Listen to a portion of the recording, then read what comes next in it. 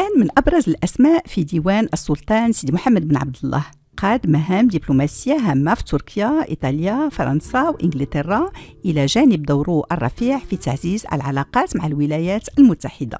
تنحدر عائلته من مدينة سلا، تميزت منذ القرن السابع عشر بنخبة من أفرادها، باشوات، سفراء، فقهاء، مدفعيون وأمراء البحار اللي أسهموا في صون سمعة البحارة الشجعان في مصب بورغرغ. تتعدد الروايات حول الأصل الدقيق لعائلة فنيش، حيث يعتقد البعض أنهم من أصل سفيان، في حين يرى آخرون أنهم من أصول أندلسية، بينما يصر بعض أفراد العائلة على أنهم من الدول الاسكندنافية. على أي حال، وجدت عائلة فنيش مدينة سلا الأطلسية ملاذاً راسخاً، حيث أنجبت العديد من الشخصيات، من بينها الحاج محمد فنيش اللي عين والياً على سلا عام 1655 قبل أن يبعث في مهمة إلى هولندا عام 1661. أما ولده عبد الله فنيش فكان أمير البحر تحت حكم السلطان مولاي إسماعيل ورئيسا للمجلس الأندلسي، مكلفا بمهام دبلوماسية هامة، وربما كما تشير بعض الروايات عين في منصب باشا سلا.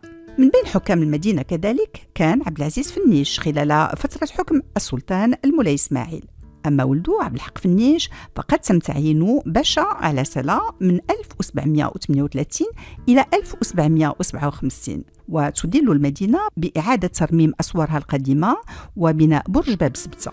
تذكر بعض المصادر أنه دعم المولاي المستضيء بن إسماعيل في مواجهة أخيه المولاي عبد الله في سياق الصراع حول السلطة اللي اندلع بعد وفاة المولاي إسماعيل.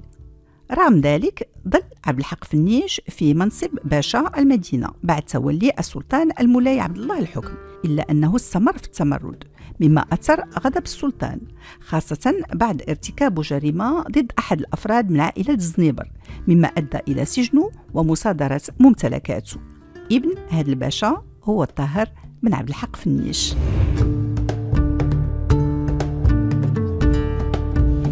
بعد أن أتم تعليمه في مسقط رأسه وسط أسرة تنتمي إلى النخبة الحضرية، دخل الطاهر فنيش عالم الدبلوماسية إلى جانب مهامه كقائد للمدفعية المغربية. في عام 1773 ترأس سفارة رفيعة إلى بلاد الملك جورج الثالث في إنجلترا.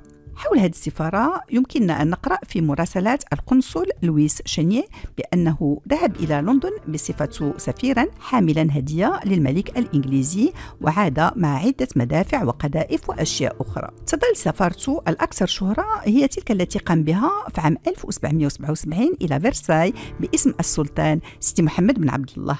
فيما يتعلق بظروف هذه المهمة فهي جاءت بعد الحادثة اللي وقعت قبل عامين. في ليلة 26 إلى 27 ديسمبر 1775 تعرضت السفينة الفرنسية لالويز للغرق بجانب سواحل بوجدور.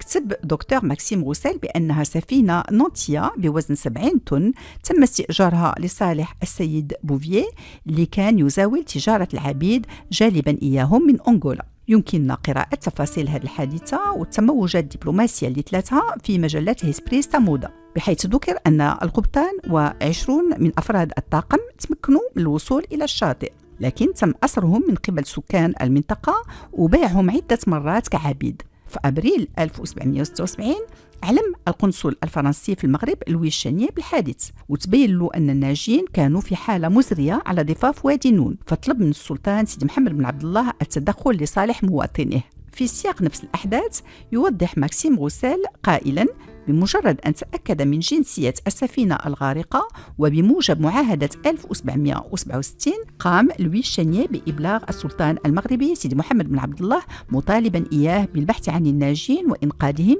إذ أن تلك المنطقة تقع ضمن نطاق سلطته.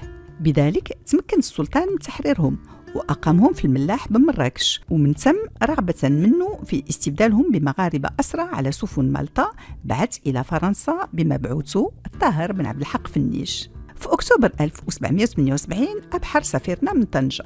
بعد 3 شهور وصل لباريس برفقة البحار المحررين، حيث ضم الوفد 16 من طاقم سفينة لالويز والبحار كروشمور من سفينة أخرى، بالإضافة إلى 3 فارين من سبتة.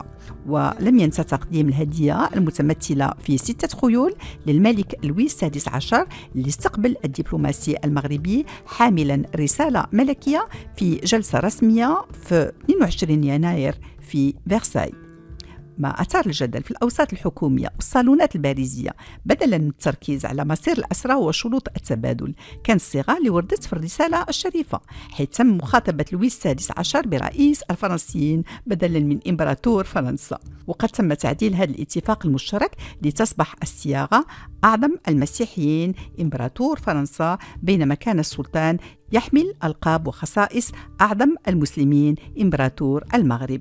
إضافة إلى مهامه الرسمية في تركيا وإيطاليا، لعب الطاهر فنيش دور كبير في العلاقات مع الجمهورية الأمريكية الناشئة في إطار مفاوضات المعاهدة اللي وقعت بين الدولتين، والتي تعتبر أقدم معاهدة وقعها الأمريكيون مع دولة أجنبية، وأيضا المعاهدة الأقدم التي ما زالت سارية حتى اليوم في تاريخ الدبلوماسية المغربية الأمريكية. للإشارة، في 20 ديسمبر 1777 بينما كانت حرب الاستقلال الأمريكية لا تزال في أوجها، سجل المغرب اسمه في التاريخ ليكون أول دولة في العالم تعترف فعليا باستقلال الجمهورية الأمريكية الناشئة عبر منح السفن التي ترفع العلم الأمريكي حق الرسوف في الموانئ المغربية دون خوف أو أضرار.